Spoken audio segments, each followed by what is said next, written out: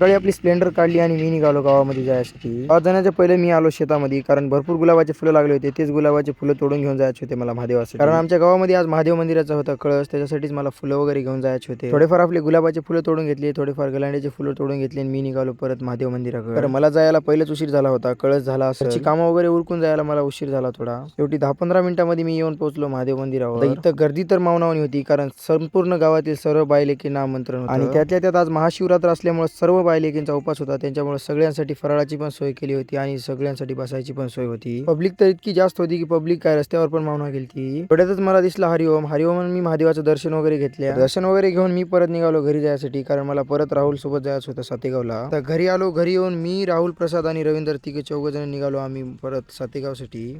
आता सातेगावला पण आम्हाला महादेवाचं दर्शन घ्यायसाठी जायचं होतं. आता सातेगावचं मंदिर तर मी बाहेरून भरपूर वेळेस बघलो होतो, मधून काय एखादी वेळेस मंदिरामध्ये गेलो नव्हतो मी. थोड्याच वेळात आम्ही सातेगावच्या मंदिरापाशी येऊन पोहोचलो, कारण सातेगावच्या मंदिराच्या बाबतीत हे म्हणणं आहे की हे मंदिर 300 वर्ष पुराण आहे. आपल्याला बघून असं वाटते पण, कारण मंदिराचं सर्व बांधकाम हे धोंड्याचं बांधलेलं आहे. मंदिरातील आतील भाग सगळा धोंड्याचा बांधलेला आहे. फक्त मंदिराच्या बाहेर वगैरे कलर वगैरे मारून सगळं नवीन केलंय. मंदिरामध्येच मंदिराच्या पाठीमागच्या साईडला धोंडे वगैरे ठेवलेले होते पहिल्यापासूनच. त्या पहिल्याच्या धोंड्याला थोडा कलर वगैरे मारून घेतलेला आहे. मंदिरामध्ये सगळं वातावरण एक प्रसन्न होजेशी आहे. मी दर्शन वगैरे घेतल्या. दर्शन वगैरे घेऊन पूर्ण मंदिर फिरून बघून थोडा वेळ मंदिरातच बसल्या. शेवटी आम्ही परत निघालो घरी जायसाठी. तर पब्लिक, तुम्हा सर्वांना महाशिवरात्रीच्या हार्दिक शुभेच्छा.